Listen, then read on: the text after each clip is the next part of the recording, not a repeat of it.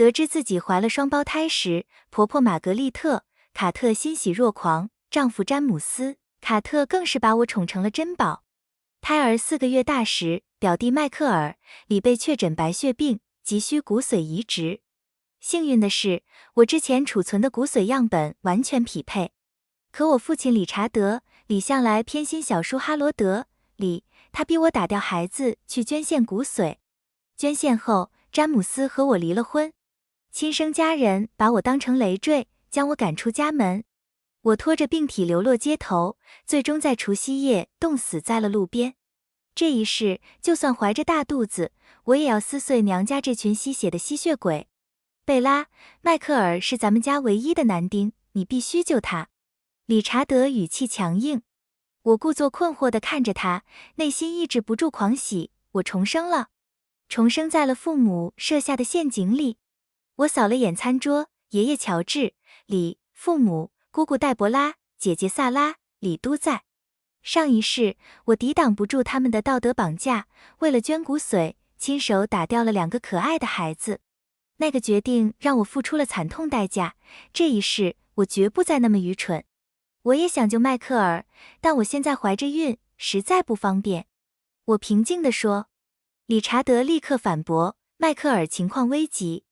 我们问过医生了，只要把孩子打掉，就能马上抽骨髓。你还年轻，以后有的是机会再怀。想让我信？做梦！这时，姑姑黛博拉走过来，握住我的手，扑通一声跪在我面前。贝拉，求求你发发善心吧。这辈子我做牛做马都报答你。做牛做马？呵，上一世我拼了命救了迈克尔，他转头就翻脸不认人。我们俩都住院时，他只给迈克尔带饭，说外卖不健康。我流产后，婆家没人来照顾，他更是连句问候都没有。我流产难道不是为了他儿子？我一把推开他，冷笑道：60岁都有人怀双胞胎呢，要不你回去跟姑父试试，看能不能生2个健康的儿子。理查德猛地拍桌，又开始骂我。他自己生不出儿子，就把迈克尔当成亲儿子疼。他不光偏心弟弟，连侄子都当成了养老送终的指望。姐姐萨拉也跟着帮腔，嘴角挂着刻薄的笑。贝拉，迈克尔是咱们李家传宗接代的最后希望，他要是有个3长2短，都是你的错。我的错？真是天大的笑话。我冷冷瞥了他一眼。他一直嫉妒我嫁得好，现在巴不得我出事。上一世，我躺在冰冷的病床上，他还嘲讽我离婚的下场。是吗？我冷笑一声，抓起桌上的酒瓶，直接砸在他头上。鲜红的血顺着他精心化妆的脸往下流，看着触目惊心。妈妈马林、徐尖叫着扑过去扶萨拉，爷爷乔治气得浑身发抖，指着我骂：今天你同意也得同意，不同意也得同意，必须救我的宝贝孙子，不然我跟你拼命！拼命？你也配？这老头最不是东西，总在背后挑唆我父母针对我。我直接掀翻了餐桌。还想吃饭？吃屎去吧！场面瞬间混乱。理查德揪住我的头发，把他拖去医院，立刻流产抽骨髓。马林松开萨拉过来帮忙，黛博拉也想抬脚踹我。我一个孕妇根本不是他们的对手，眼看就要被拖出门。就在这时，一群人猛地冲了进来，是我的婆家。公婆带着詹姆斯和小姑子艾米丽、卡特，气势汹汹。重生后，我第一时间给詹姆斯发了短信，告诉他娘家逼我流产。果然起了效果。马林还没进门就大喊：谁敢动我孙子，我跟谁拼命！上一世我被婆家抛弃，其实也怪不得别人。起初我一直想不通，直到冻死街头才幡然醒悟。詹姆斯和玛格丽特一直对我很好，就连艾米丽也尊重我。是我自己不知好歹，让他们失望透顶。这一世，我绝不会再重蹈覆辙。我要珍惜我的家人、我的孩子，还有我本该幸福的人生。詹姆斯一把将我拉到身后，眼神冰冷，谁敢碰我老婆孩子一下，我让他吃不了兜着走。我靠在他怀里，闻到熟悉的气息，眼泪忍不住涌了上来。理查德急得跳脚，今天必须去医院。再耽误下去，我侄子就没命了。玛格丽特向来不是吃亏的主，拍着手冲上去，你侄子？谁稀罕？我孙子才金贵着呢。黛博拉趁机抬脚踹向我的肚子，我踹死你这个孽种，救我儿子！詹姆斯反应极快，一巴掌扇过去，打得他原地转了个圈，摔在地上。艾米丽虽然个子小，却练过防身术。她按住黛博拉，揪着她的头发左右开弓，打得她嘴角流血。理查德也没闲着，和我公公扭打在一起，把家里砸得稀巴烂。砸吧，最好全烧了才干净。混乱中，几名警察走了进来。是我提前报的警。闹成这样，总得有人来收场，不然以后麻烦不断。警察了解情况后，狠狠批评了我父母。黛博拉见状，放声大哭：“我可怜的儿子啊，妈妈没用。”接着他指着我，恶毒的咒骂：“你这个没良心的毒妇！我诅咒你肚子里的2个小畜生都保不住，死在医院里！”我反手给了他一个响亮的耳光。警察同志，你看这种人该不该打？他儿子的命是命，我肚子里2个孩子的命就不是命了。警察也被激怒了，严肃警告黛博拉再敢闹事，就把他拘留。我捂着肚子，带着哭腔说：“老公，我肚子疼，好像要流产了。”呜！我们一家人趁机离开，坐着警车赶往医院。刚到医院门口，突然有人冲过来，狠狠撞在我身上。我尖叫一声，摔倒在地。撞我的人正是小叔哈罗德。我来的这家医院正好是迈克尔住院的地方。看来迈克尔已经把情况告诉他了，这是故意来害我流产。詹姆斯一脚将他踹倒在地，让他爬不起来。玛格丽特气得破口大骂：“你们一家子都黑心烂肺，怪不得你儿子得白血病，活该没人救。”旁边的警察立刻上前控制住哈罗德。我疼得浑身冒冷汗，詹姆斯抱起我，冲进急诊室。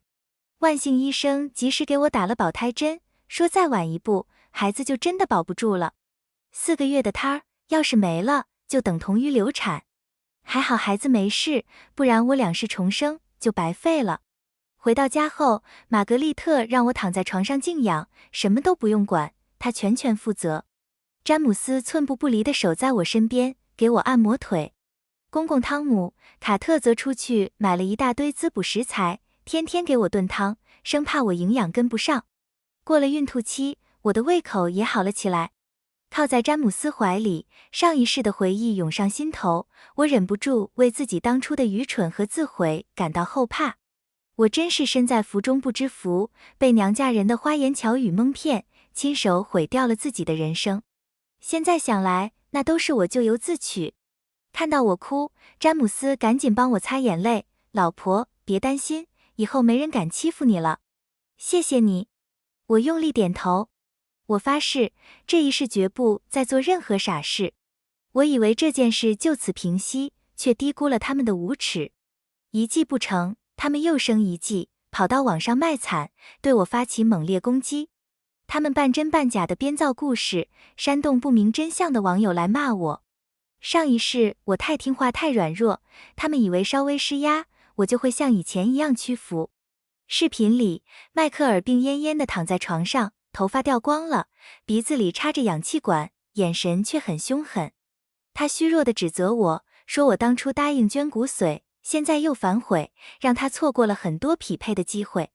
他现在情况危急，要是我不同意移植，他就活不成了。视频最后，我父母也露了面，劝我迷途知返，积德行善。明眼人都能看出来，背后有人指使。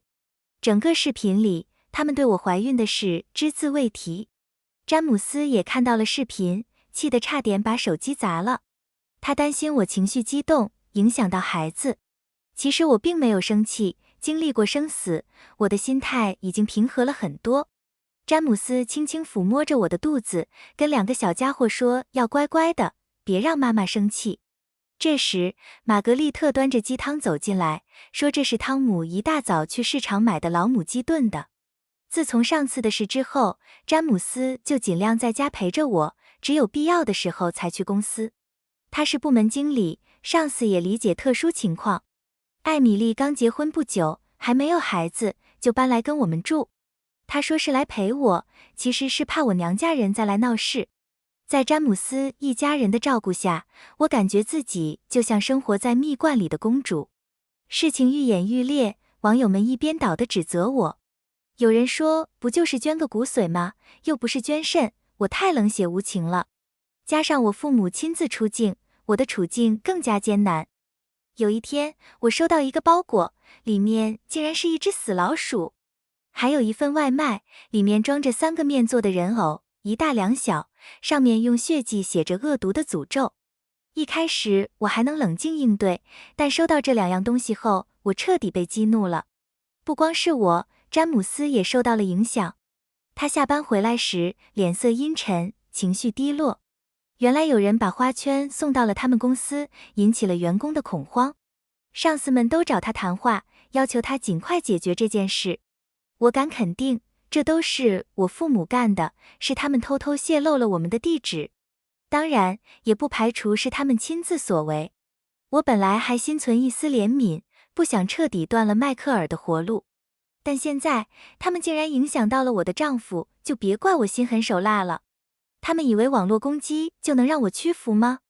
我先报了警，详细说明了收到诅咒外卖、死老鼠，以及丈夫收到花圈、寿衣的事情。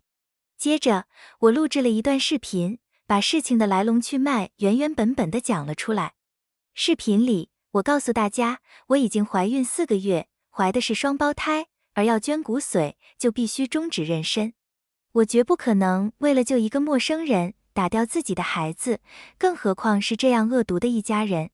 然后，我讲述了收到威胁包裹，以及丈夫公司被送花圈的事情。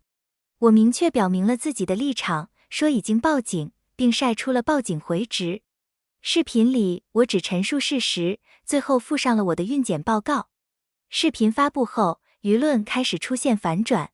大部分网友都站到了我这边，尤其是同为母亲的网友，坚决支持我的决定。只有一小部分不明事理的人还在说我应该打掉孩子就表弟。这些人，我选择直接无视。果然，黛博拉、哈罗德又联合我父母，开始新一轮的攻击。他们说黛博拉一家以前多么照顾我，小时候我玩水掉进河里，是哈罗德冒着生命危险救了我。现在他们指责我忘恩负义，见死不救。他们声称黛博拉一家都是善良的人，根本不是我视频里说的那样恶毒，还说我良心被狗吃了，竟然这样诋毁自己的救命恩人。最后，他们发起募捐，迈克尔甚至在视频里下跪乞讨。我看完视频，忍不住笑了。我小时候掉河里，他们编瞎话的本事真是越来越离谱了。这段视频也火了，但无论他们怎么折腾，舆论都不会像上次那样一边倒了。就算父母对我不公，把我逼上绝路，我本来还想给他们留条后路。可现在看到他们和黛博拉、哈罗德联手陷害我，我决定彻底跟他们断绝关系。就在这时，我娘家又有一个亲戚跳了出来，发布了一段夸大其词的视频，看得我一阵恶心。既然如此，那就别怪我出绝招了。